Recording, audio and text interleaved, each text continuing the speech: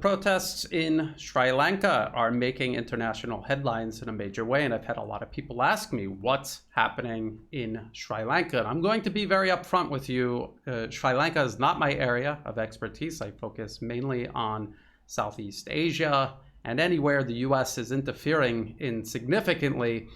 Sri Lanka has come up on my radar over the years, but I've never actually written or done any videos about Sri Lanka. So this is going to be the first time I address the subject, and I will say that this is my understanding of the situation based on the information that I have available to me at this time. If you think that I'm missing anything or you have additional information, please, by all means, send it to me. Put it in the comment section below or contact me by email. Look in the video description below for my contact information so that I can understand the situation better, and so that the next time I talk about this, I can help my audience understand this better as well. So let's start by looking at what the Western media says. So let's check out this CNN article. As Sri Lanka's leader agrees to step down, protesters sing on the streets, but the future is uncertain and the economy is wrecked. And wrecked it is, and we'll get into that in just a moment, what's actually behind all of that. But the CNN article also says, Sri Lanka woke on Sunday to an uncertain future, with both its president and prime minister set to step down after thousands of protesters stormed their homes in fury over the nation's crippling economic crisis. The article also says, the United States Senate Foreign Relations Committee said on Twitter on Sunday that Rajapaksa has lost the confidence of his people. Now all parties must work together with the international community, and when they say international community, they mean white Western nations.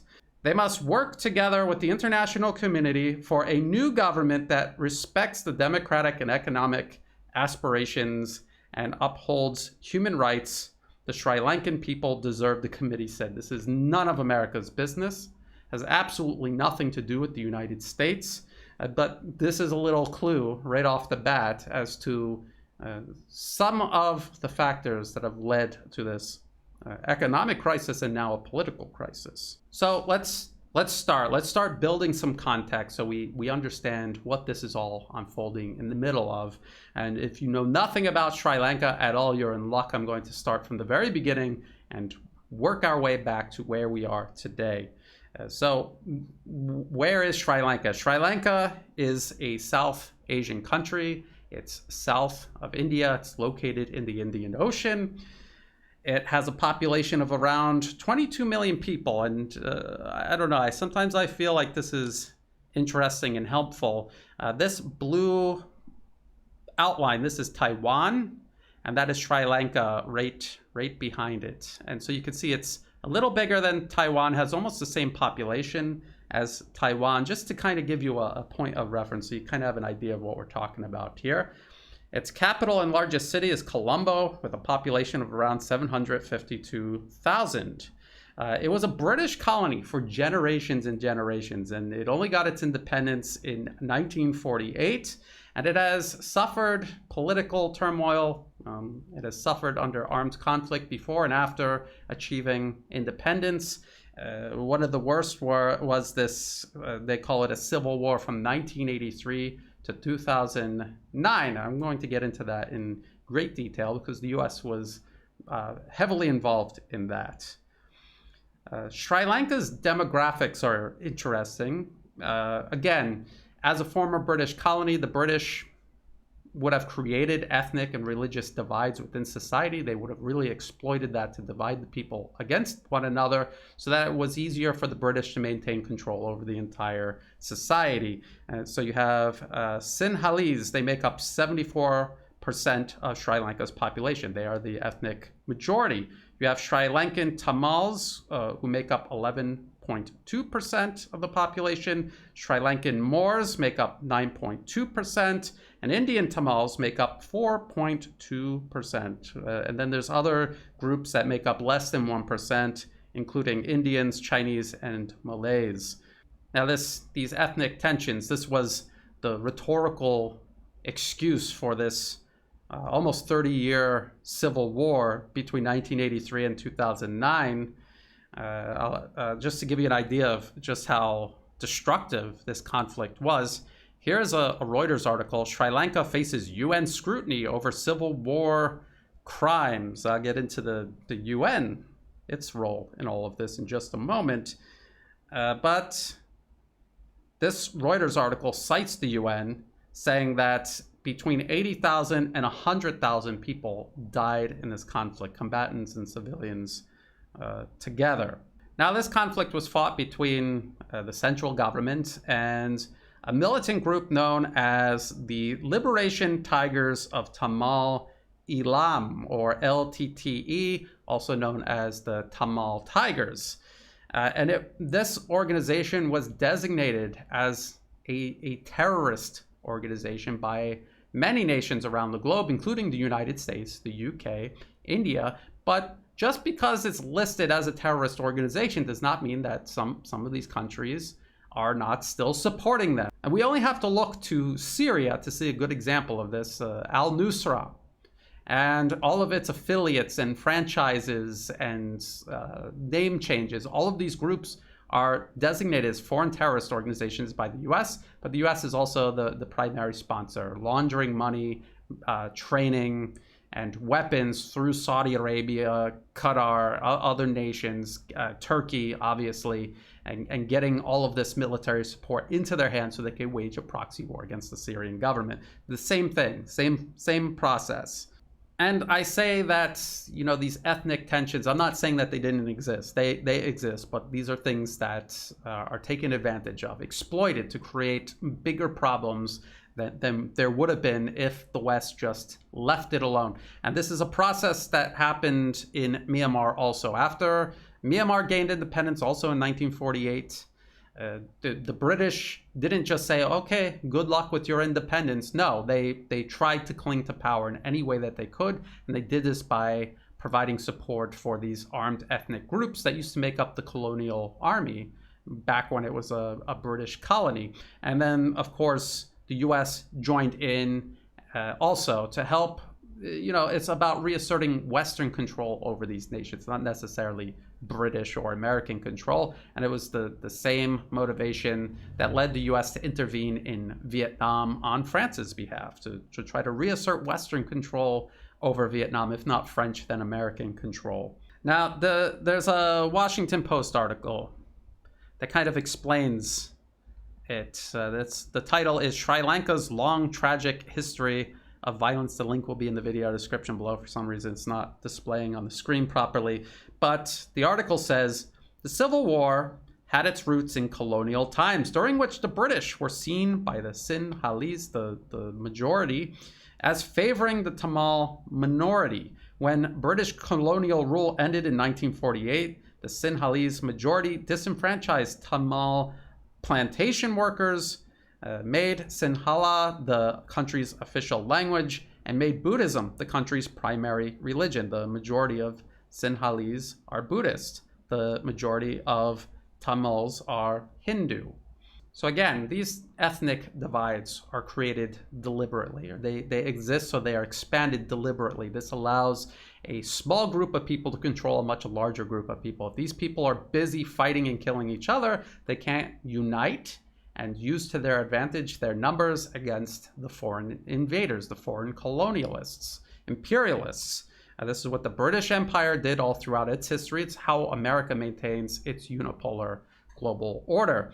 It's what they did in Myanmar from 1948 onward to present day. And they're doing this to disrupt the Chinese Belt and Road Initiative, which runs through Myanmar, and the ethnic violence, the armed conflict taking place directly targets, at times, the opposition backed by the US, targets Belt and Road infrastructure, other Chinese investments.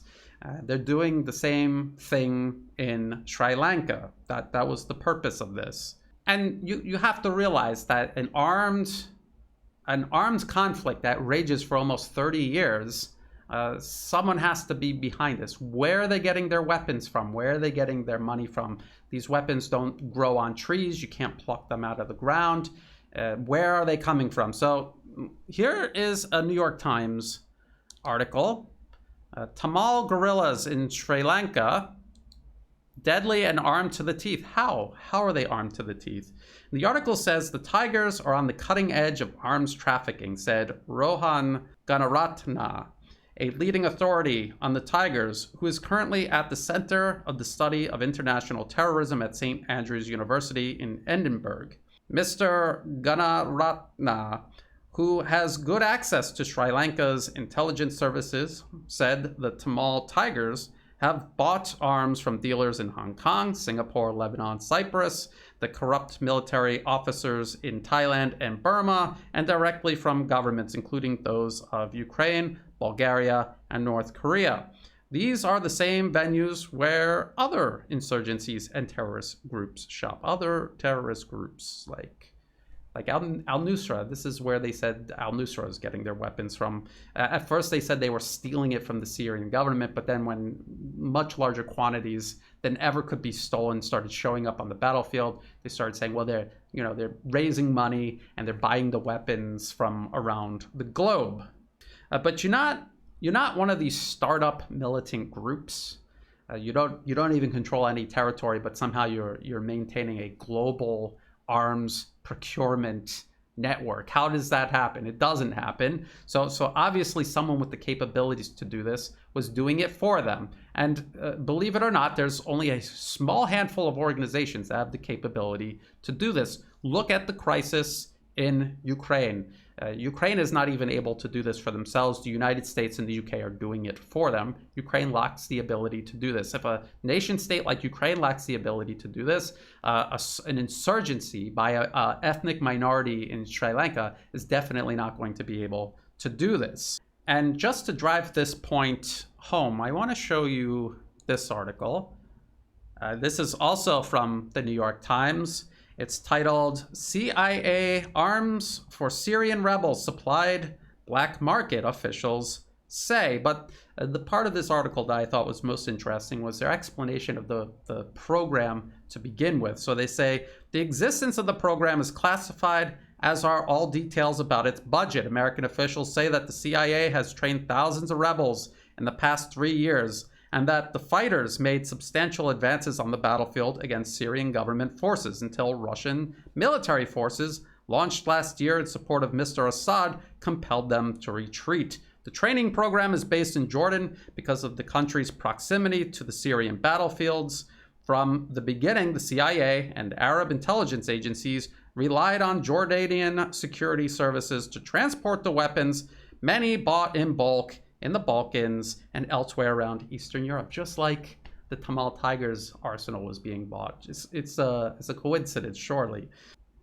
And just like the Western media tried to do at the beginning of the Syrian conflict, to pretend the US had nothing to do with it and they were doing all of it on their own, this is what they've tried to say about the Tamil Tigers. So this New York Times article talking about the Tamil Tigers and being armed to the teeth, they're talking about Mr. Padmanathan. He's one of the people involved allegedly in procuring these weapons. And he says he has recently had bank accounts in London, Singapore, and Frankfurt, according to Sri Lanka and Western intelligence officials. Accounts belonging to other Tiger cadres have been found in Denmark, Sweden, Canada, and Australia, they said. And the accounts are bulging. By some estimates, Tigers collect $1 million a month, mostly from the Tamil diaspora in Canada, Britain, Switzerland, and Australia. Having been designated a terrorist organization, the Tamil Tigers are not allowed to raise money openly in the United States, but they still were doing it in the United States. The Tigers also operate gasoline stations, restaurants, and small shops around the world. So the Tamil Tigers, they're designated terrorist organizations by all of these countries they're allegedly raising money in. And do you honestly believe that they were doing that right under the nose of Western intelligence agencies, and they either didn't know or they couldn't stop them? Of course they knew. They chose deliberately not to stop them. They were also helping them. That's how that was working. And I want to show you how before the Western media admitted that the Syrian militants were being funded, armed, trained by the CIA, that they came up with the same type of ridiculous stories to account for how they were supplying and arming themselves. So there's this article, Washington Post, private donations give edge to Islamists in Syria, officials say. This was from 2013. The private donors who use Twitter and other social media to collect millions of dollars from sympathetic Muslims are providing crucial backing for Islamist militias that appear to be gaining ground in northern and eastern Syria, even as fighting stalls elsewhere, the officials said. That is a lie. We know that's a lie because the Western media eventually told us the truth, that it was the CIA behind it the entire time. That's the only organization, one of the very few organizations on earth capable of actually organizing a global procurement operation like that. And the same goes for the Tamil Tigers. Supporting the Tamil Tigers by arming them, that wasn't the full extent of US support for the Tamil Tigers. The US took steps to deliberately prolong the conflict for as long as possible. And we know this now because of WikiLeaks.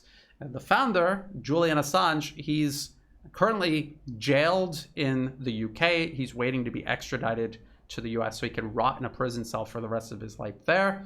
We're simply pointing out that this is how the US does business globally. So there's a couple of cables I want to bring to your attention. There's this first one, dated 2004, taking a closer look at LTTE activities in the United States. So they're referring to the Tamil Tigers as the LTTE. And you have to remember, 2004, this was in the middle of the ongoing war. And the US was looking for ways to not only coerce the Sri Lankan government, that was the whole reason they were backing armed terrorists in the first place, but they also needed to maintain control over the Tamil Tigers themselves. So this cable, remember, these are the US diplomats saying this.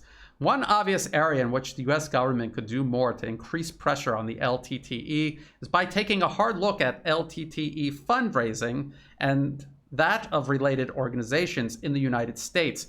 To date, Post, they're talking about the embassy in Colombo, is unaware of any focused interagency effort on this issue. And of course, there was no effort. They were helping them. They weren't going to expose them and stop them.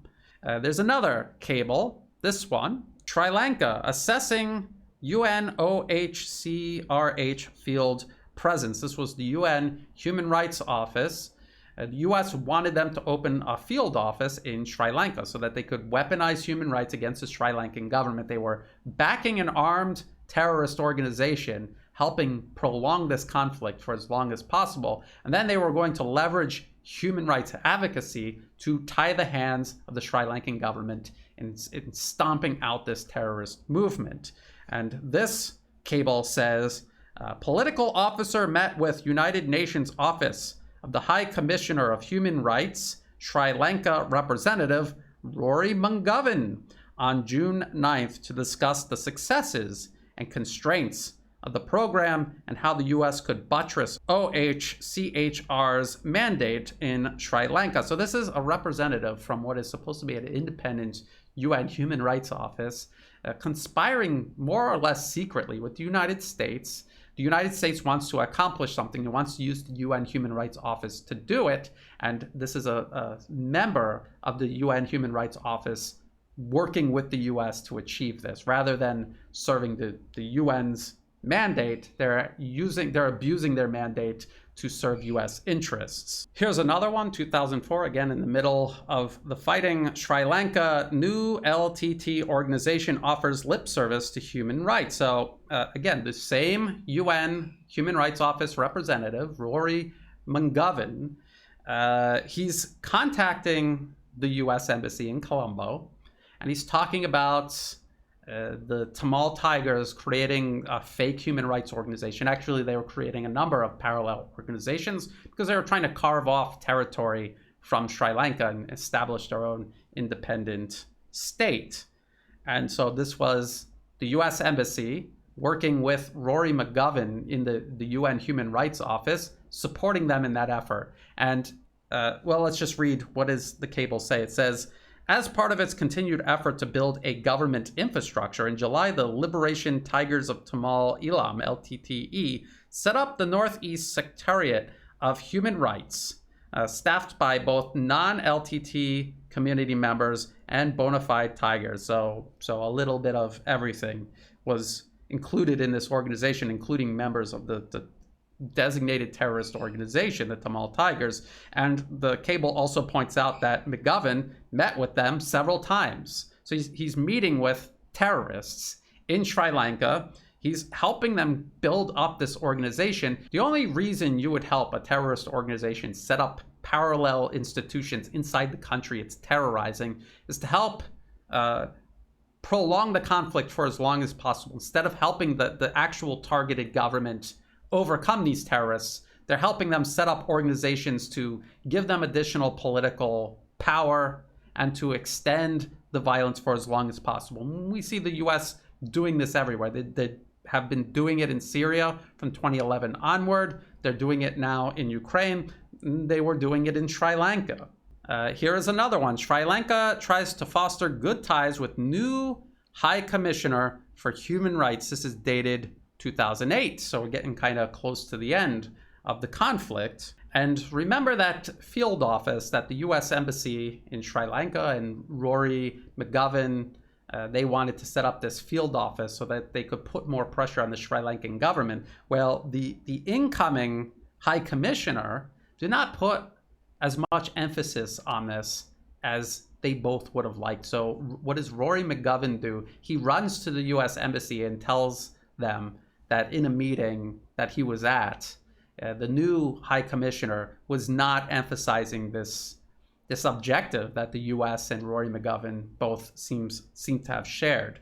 So the last one is titled Renewed Challenges to the Independence of OHCHR. And if we change the word independence to US subordination, it would have been a much more accurate description of what happened. Now, this is what it says in the cable. Countries seeking to weaken the independence of the UN Office of the High Commissioner for Human Rights have been stepping up their efforts. They did so most strikingly when High Commissioner for Human Rights Louise Arbour presented OHCHR's new strategic management plan to an informal January 28th Human Rights Council session. Egypt, Pakistan, Algeria, and Sri Lanka demanded council oversight of OHCHR's work, including budgetary matters, and council approval of OHCHR decisions on field office locations. So they're talking about that field office again. And alleged that OHCHR favors civil and political rights over economic, social, and cultural ones, and a reflection of the priorities of its donors. And when they say that, they mean the United States, because it was the US using the UN Human Rights Office as a tool to advance US foreign policy. And you saw the list of countries that took issue with this. It included Sri Lanka, because eventually they realized that Rory McGovern was sneaking off to the US Embassy and actually working with and for the US Embassy, rather than doing his job as a truly independent and objective human rights advocate. And this is the exact same thing they're doing to China right now, as a matter of fact. The US was backing and fueling violent separatism among Uyghurs in China's western Xinjiang region. And then when China reacted to this violent terrorism, terrorist attacks killing dozens, scores of people at a time, hundreds and hundreds of people every single year, and it was spreading out of Xinjiang across the country and then across Asia, and eventually had thousands of Uyghur extremists going to Syria to join Al-Qaeda and fight against the Syrian government there. China eventually embarked on an anti-terror campaign. And in order to sabotage that, to tie China's hands, to prolong the conflict, the violence, the strife for as long as possible, the US turned to human rights advocacy, claiming that China was violating human rights and they should be stopped, they should be pressured, and they were hoping that they would pull back with their anti-terror campaign, and this violence that they created deliberately in Xinjiang would be perpetuated. The US did all of that to Sri Lanka. They were a key factor in prolonging that violence that killed between 80,000 to 100,000 people, according to the UN. Let's talk about the Sri Lankan economy, because the economic crisis is what has led to this political crisis. Sri Lanka has always had economic problems. The political crisis now has just been exasperated by the fact that food and fuel prices are rising. Why are they rising? Well, if you listen to the West, they blame Russia for its military operations in Ukraine. But of course, it's a result of the US imposing sanctions on Russia for doing that. So it's actually the West that's behind the skyrocketing prices, isn't it? They're just blaming Russia. And it's kind of the same process as when the US imposes sanctions on a specific country. They impose sanctions on the country, they deliberately destroy the economy, and then they tell the population that it was the government who did it. They hope to turn the people against the government. Well, what the US is doing in regards to Russia and Ukraine and the food and fuel prices, they're doing this on a global scale. They're going to destroy the global economy, create a crisis for food and fuel, and then they're going to blame Russia for it to try to turn the world against Russia. And then the other issue regarding Sri Lanka's economy, so it's not a wealthy economy by any stretch of the imagination. And then the other problem is debt. This is one of the key issues that the Western media has been trying to manipulate and misinform people about. Let's take a look at this ABC article right here. China becomes wild card in Sri Lanka's debt crisis. China says its initiative to build ports and other infrastructure across Asia and Africa, paid for with Chinese loans, will boost trade. But in a cautionary tale for borrowers, Sri Lanka's multi-billion-dollar debt to Beijing threatens to hinder efforts to resolve a financial crisis so severe that the Indian Ocean nation cannot import food or gasoline. Has nothing to do with the fact that the US is raising prices on both because of their sanctions on Russia. It has nothing to do with that, I'm sure. Sri Lanka's struggle is extreme, but it reflects conditions across dozens of countries, from South Pacific islands through some of the poorest in Asia and Africa, that have signed on to Chinese President Xi Jinping's Belt and Road Initiative. The total debt of poor countries is rising, raising risks others might run into trouble. Sri Lanka's 22 million people are in dire straits. Foreign currency ran out in April, leading to food shortages, power cuts, and protests that forced the prime minister to resign. Payment on $51 billion of debt to China, Japan, and other foreign lenders was suspended. Look at what they did there. They said a payment on $51 billion of debt has been suspended, and then it names the countries that Sri Lanka owes money to. They list China first. They're in debt first and foremost to China, when that just simply isn't true. And there's other articles by Voice of America here. Look at this one. As crisis hit, Sri Lanka accounts cost of Chinese projects. India moves to recover influence. I think you can start to see how this is taking shape. It says India is also supporting Sri Lanka's bid to get a bailout from the International Monetary Fund, and asked Japan to assist the country at a recent summit of the Quad, a group including India, Japan, the United States, and Australia, that aims to contain China's growing power in the Indo-Pacific region. First, containing China. They just say it out openly. It's a very interesting take, because those countries are actually who Sri Lanka owes almost all of their debt to. Out of all of the debt that Sri Lanka owes, only 10% of it is owed to China. And I'm going to prove that to you by citing only Western sources.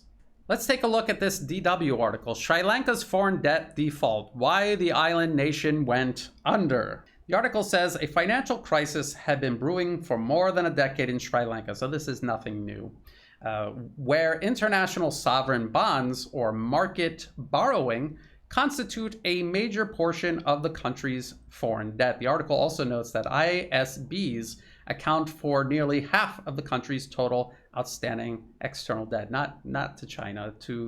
Most of it is to these bonds. And they've got an accompanying graphic right here. And you can see China is right here, 10%. Japan is 10%. World Bank is 9%. The Asian Development Bank, that is 13%. And the Asian Development Bank, this really has little to do with Asia, except that is the area, the region of the world targeted by it. It's mostly Western financial institutions and some from Japan as well. And then the rest of it is market borrowing. So who owns this debt?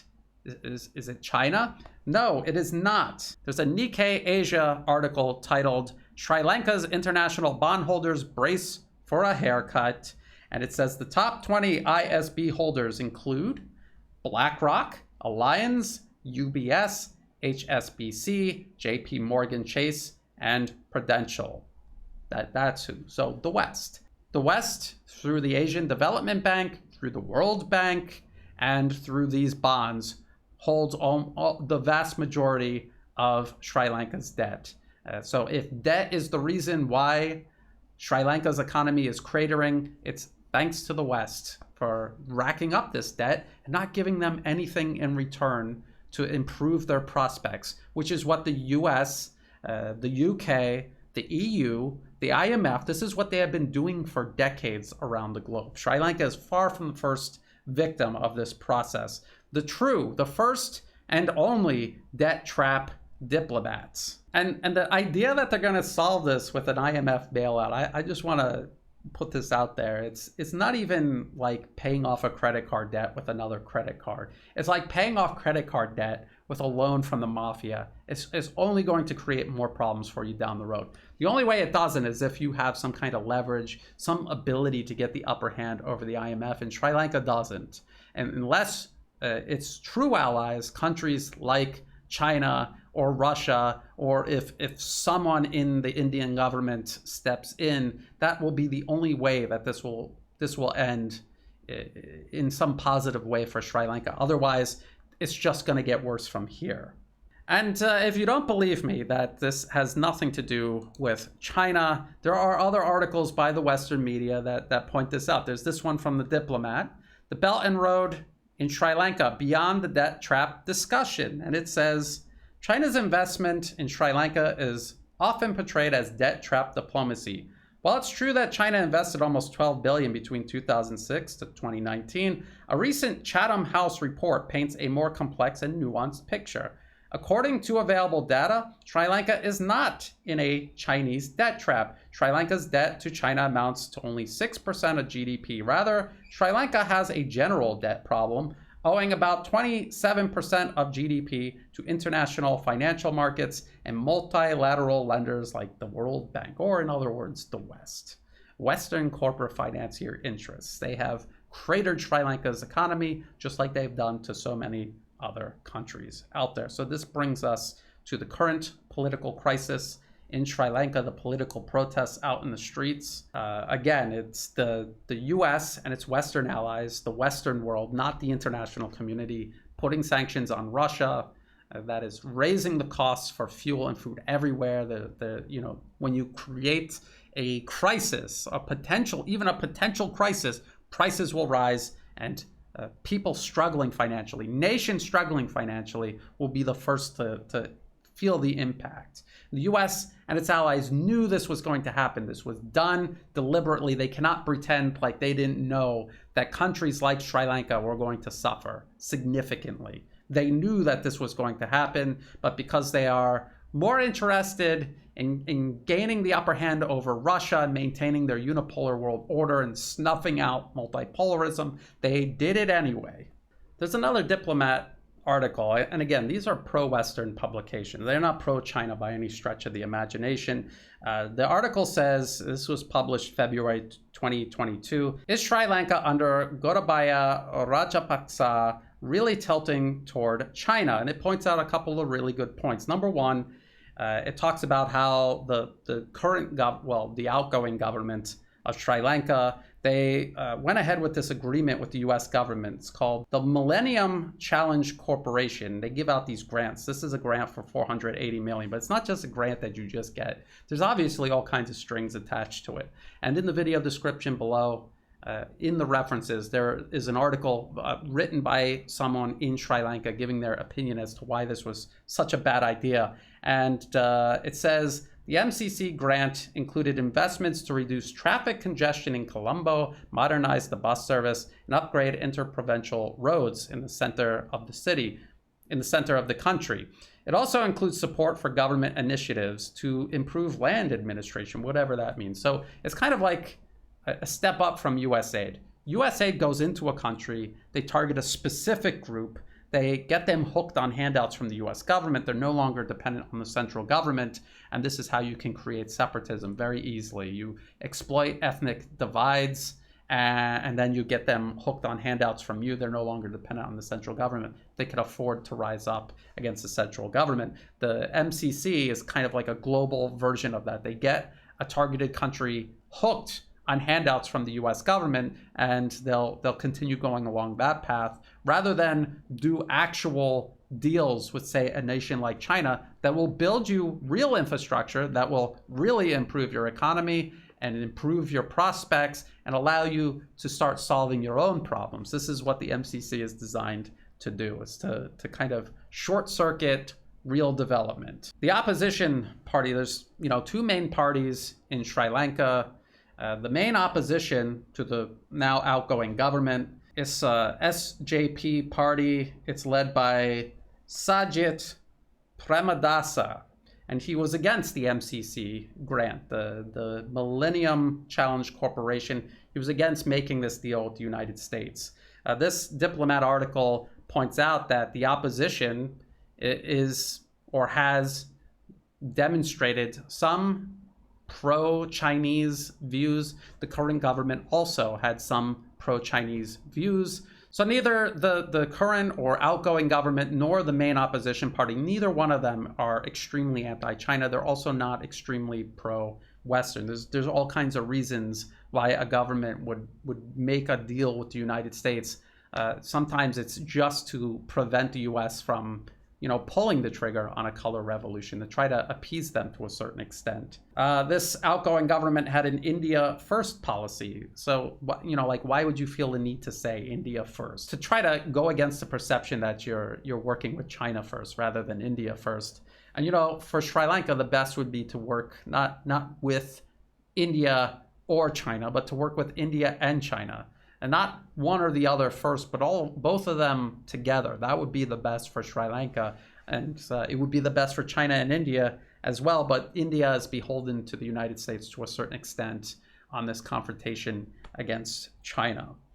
India is also a victim of British colonialism. They carry a lot of colonial baggage with them, a lot of ethnic and religious divides that were heightened during generations of British rule. And it's something that the leadership, more times than not, exploit to climb into power rather than call out and stomp out, which is what India will need to do to really emerge as a global superpower. Now, this opposition leader, Sajit Premadasa, he was out on the streets. He was one of the ones leading these protests. I always tell people, you're not going to have protests where people just by the thousands spontaneously come out on their own. There's always someone behind it. Even if it's a good protest, a necessary protest, there's always going to be groups and money involved in the background. There always is. Even if it's good groups, they have to be involved to mobilize that number of people and to get anything done. And this protest is no exception. So what you see out on the streets in Sri Lanka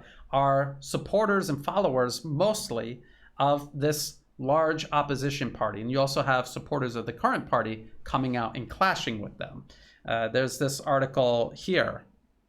The Week, this is Indian media. It says, supporters of the ruling Sri Lanka SLPP party attacked the anti-government protest site Garagogama, set up by the Gale Face Green in Colombo. The SLPP supporters had earlier staged a demonstration at Temple Trees, urging Prime Minister Rajapaksa not to resign. So that's what this protest is. It's these two main political parties. There's many parties. These are the two main parties. It is what appears to be a domestic power struggle triggered by this global crisis that the US is at the center of. And of course, the the other crisis that Sri Lanka has had, this debt problem, most of which is owed, again, to the West. So what about the US-backed opposition? You know, the US National Endowment for Democracy, this is an organization chaired by regime change specialists. It's not promoting democracy. It is engaged in regime change and political interference around the globe. They just do it under the guise of promoting democracy. What is the NED up to in Sri Lanka? They have a list of organizations on their official website right here. All of the organizations that they are funding. There's probably many more, but this is what they admit to. And so what I did is I looked for any specific names of organizations on this list, and then I just looked up their websites, their social media, and saw, you know, what, if anything, they were doing regarding these protests. There's the Center for Justice and Change. There's another one called Velutu. There's a couple of others that I looked into, and none of them were talking at all about the protests. Now, here in Thailand, the protests are US-backed, and the US NED-funded organizations are at the core of the protest leadership. They organize the protests, they lead them, they support them, they promote them.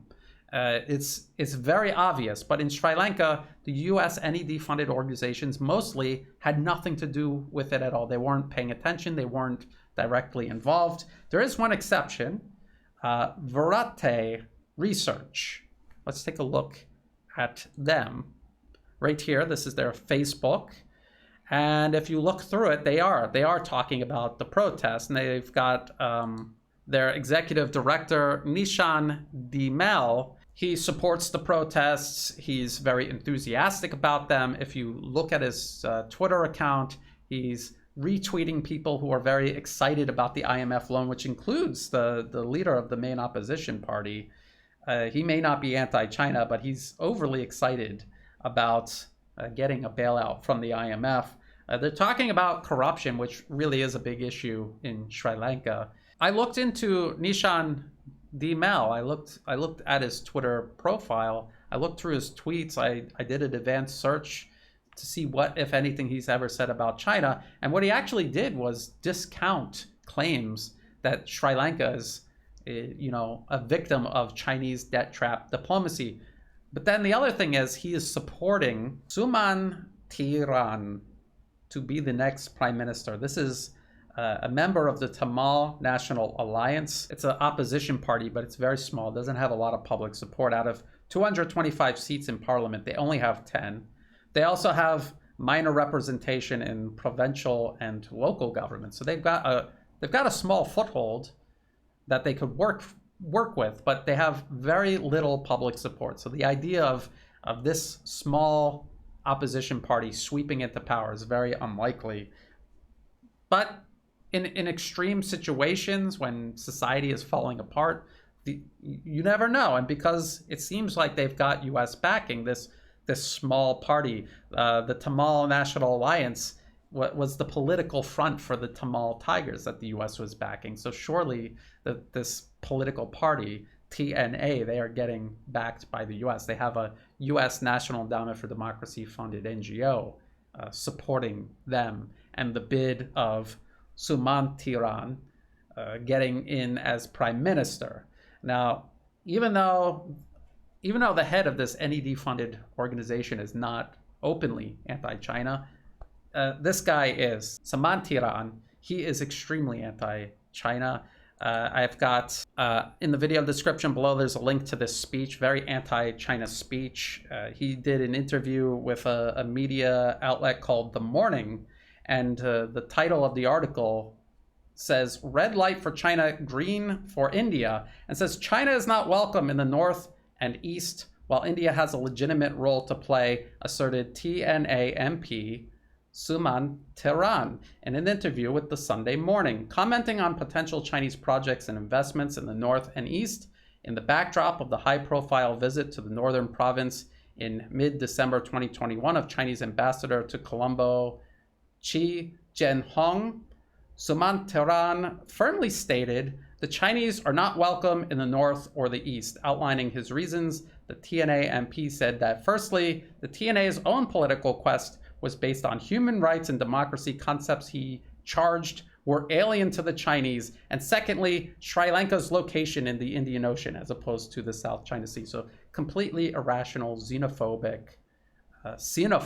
also rants. And this does not serve Sri Lanka's best interests, but you know whose interests it does serve? Washington's. Washington, who wants to transform Sri Lanka, just like it tries to do to every country in Asia, into an anti-China battering ram that the US can use at the cost of that country rather than at the cost of Washington against China. Just like they're using Ukraine against Russia, the way they're trying to use Taiwan against China, they want to use countries like Sri Lanka as well, India as well. And so they have people like this with extremist views, who's a member of a political party that was once connected to a terrorist organization. This is what's going on. So again, what it looks like is happening in Sri Lanka is a domestic political power struggle between the two main parties. Neither one of them is, overtly anti-China or overtly subordinated to the U.S. If you look at the background of both of these parties, they've done things that appear pro-China. They've done things that appear pro-U.S. None of them could really be called anti-U.S. or anti-China. The political crisis is a result of a very real and serious economic crisis precipitated by this debt trap that the US and its allies have trapped Sri Lanka in, ironically blaming China for it, and also the sanctions against Russia that are raising global food and fuel prices, which are just compounding the problems Sri Lanka already had. So they weren't able to buy any more time. So now there's this opportunity. All of the opposition parties are taking advantage of it. The main opposition party may not be anti-China, but the Tamil National Alliance is, at least this MP for the party, he is very anti-China. And what little discussion I could find from NED-funded groups in Sri Lanka, they supported this extremely anti-China MP rather than the main opposition party or the incumbent government or the outgoing government. So I have to keep a close eye on this. It does not look like at this time that the US engineered these protests, but of course you saw the list of NED-funded organizations working in Sri Lanka. You saw the one organization, its executive director, supporting an extremely anti-Chinese political figure in one of the more minor opposition parties. These are all things we have to keep a close eye on. And of course, even though the US may not have engineered the protests, they certainly played a central role in creating the economic crisis that precipitated them. So we have to keep an eye on all of this. I will keep an eye on all of this. Again, if you have additional information, if you think that I missed something, please share it in the comments section below or contact me. I will greatly appreciate that, and I'm sure my audience will as well. If you thought this video was useful, please like and share. Think about subscribing to my channel. It's free to do, and it helps the channel grow. If you're watching this on YouTube, please check the video description below for other places you can find and follow my work. I'm on Telegram. I update that several times a day. I'm also on Odyssey and Rumble. My videos are automatically backed up there just in case YouTube deletes my channel for some reason. Also in the video description below are over 30 references that I used for this video. Also in the video description below are ways you can help support my work. You can do that through Buy Me a Coffee, through Patreon, and also PayPal, but please use PayPal only as a last resort. They're becoming extremely unreliable. I may not be able to use PayPal in the near future, so only use that if you, for some reason, absolutely cannot use any of the other options listed in the video description below. And to everyone who has been helping me out, whether it's month-to-month memberships, one-time donations, or even if you're just helping share my work with others, or if you're one of the people who may potentially share additional information about the situation in Sri Lanka, I appreciate all of that support. I could not do this without it. So thank you, and as always, thank you for watching.